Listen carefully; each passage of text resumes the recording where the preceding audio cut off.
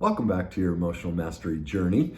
I'm really excited today because this is a video that a loyal subscriber named Carol, she sent me a message going, hey, can you do a video on this? I was like, sure, of course. So in this video, I'm going to share how to cope with emotionally shut down men. I'll be answering the 3 questions she posed to me. All right. The first one is, why do men default to this? Why do women try and change them? And finally, how can women give themselves what these men can't give them? So let's get started. The first thing she wanted to know is, why do men default to this?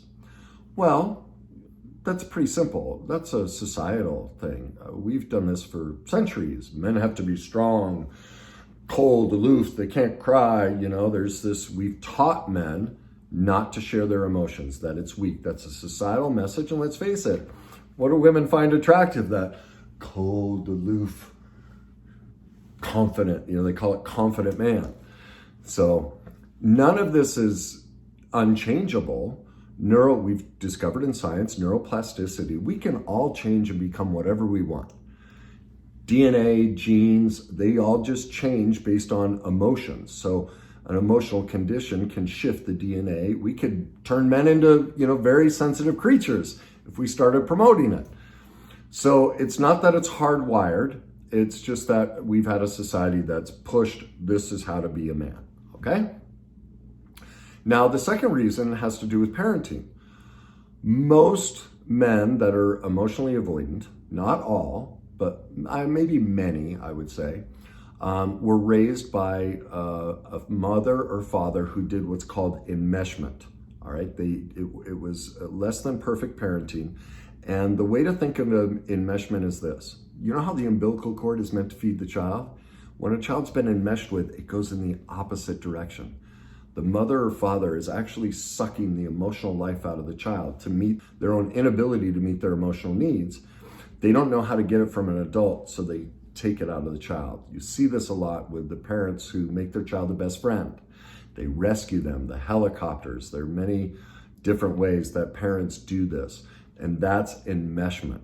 And so when, the man becomes an adult and a woman wants to get close to him, it's like, oh no, I've already had the life sucked out of me. Intimacy to me is bad, wrong, scary, because all I did was spend my childhood trying to make mom and or dad feel better emotionally. Please don't get close to me, okay? So those are the 2 reasons of what causes this. Now, why do women try to change them? Well, that has to do with codependence. If you think about any woman who wants to change them, they'll usually start off with a sentence, but I care. I just want them to open up. I know they have a great heart. Well, do you hear how every single one of those sentences starts? I want to help them. Well, that's not our job. That's codependence. Actually, it's a backdoor manipulative attempt to get what we want. Do you hear the sentence? I want to help him. They get to decide, they may be perfectly fine whether they've been enmeshed with or not. They may be perfectly fine being detached. It's their life. They get to live it the way they choose. Now, since most of us haven't learned that that's actually, less than loving, to approach a man or woman in that fashion, many women are just unaware that their desire to change them is actually something they need to work on. It's not something they can fix or ever accomplish with the man. He gets to decide if he thinks it's a problem and if he chooses to do the work to change it. That's it. So if you find yourself wanting to change a man, wanting to help him out of it, that's codependence. So you need to focus on your own codependence recovery. So let's get to the final aspect. How do we learn to meet these needs ourselves and in this state of, for many women, deprivation? Well, the first step is to stop blaming them.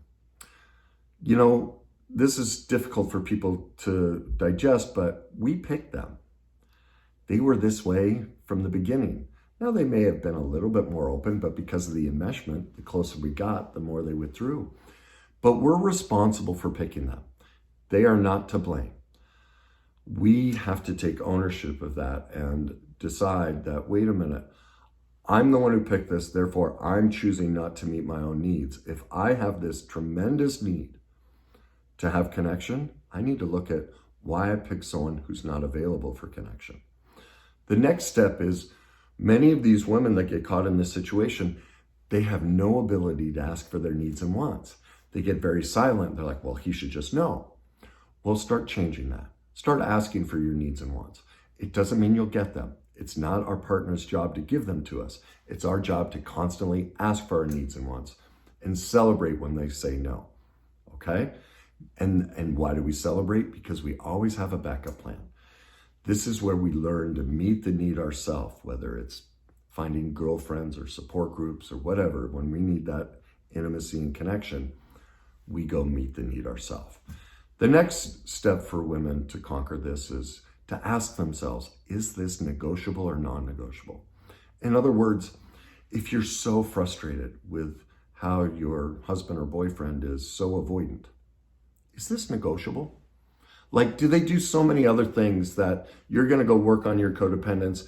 You're going to realize, okay, I'm not going to get all my needs met here, but there's some great things over here. I don't want to give that up. Or is it the opposite? I have such a need for this. And maybe they don't do as many things here. This is non-negotiable. Well, then you might look for a new relationship. I'm not saying you should or you have to, but see, we have to take responsibility. We put ourselves in this relationship, so we need to ask, is this negotiable or non-negotiable? And the final step is this. We need to heal our codependence. Again, it goes back to that. I want to change them. I want to help them. We think it's loving, but it's a backdoor manipulative attempt to get our needs met through them.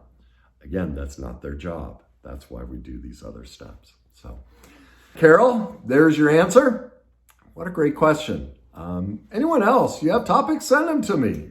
I'm happy to do it. If you think this video can help people, like it, comment, share, subscribe. I have a whole playlist on relationships and these dynamics, and you can learn a lot more about them if that interests you.